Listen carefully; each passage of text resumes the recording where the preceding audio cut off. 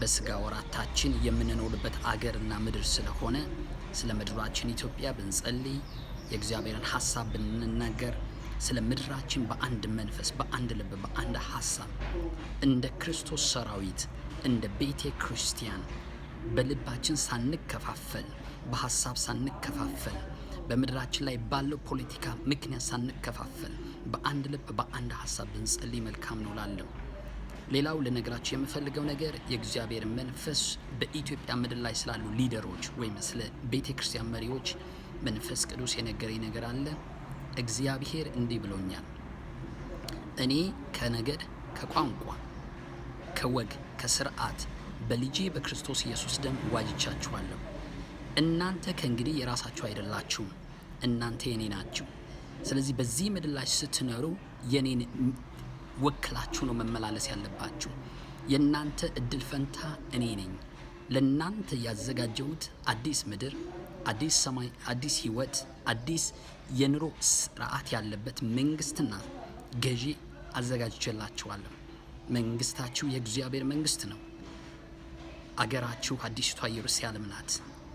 ገዢያችሁ ልጄ ኢየሱስ ነው።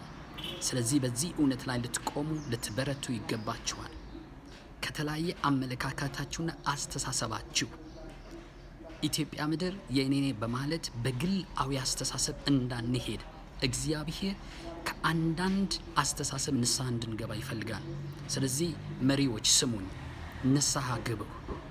እግዚአብሔር የጠራን ከወገን ከቋንቋ ከዘር ከነገድ ነው የተዋጀነው። እኛ ማንንም አንወክልም። የምንወክለው የእግዚአብሔርን መንግስትና መንግስት ብቻ ነው። ስለዚህ እንደ ፖለቲከኞች አስተሳሰብ አትመላለሱ። እግዚአብሔር አባት ንስሐ ካልገባችሁ ፍርዴ ከቤተ ክርስቲያን ይጀምራልና፣ ስለዚህ የእግዚአብሔር ፊልድ ከቤተ ክርስቲያን ስለሚጀምር ከቅዱሳን ህይወት ስለሚጀምር እግዚአብሔር የፍርድ ኃይል ይገለጣል።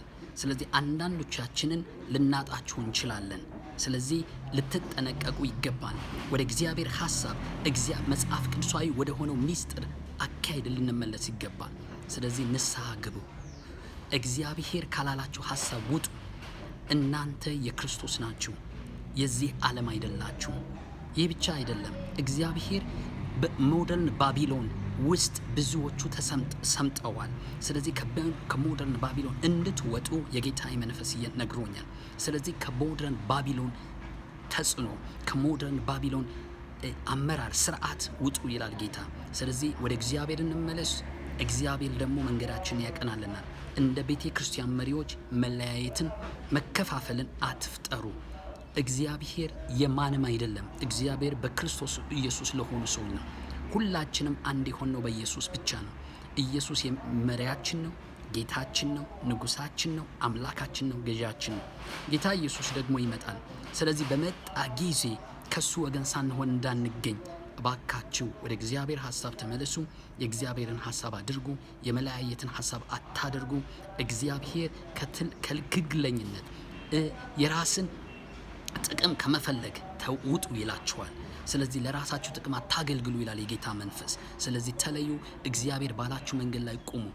እኔ ነግራችኋለሁ፣ ጌታ ያለኝ ንስሐ ግቡ በላቸው ብሎኛል። ስለዚህ መሪዎች ንስሐ ግቡ፣ ከግለኝነቱ ውጡ። እናንተ የክርስቶስ ናችሁ እንጂ ማንንም አትወክሉም።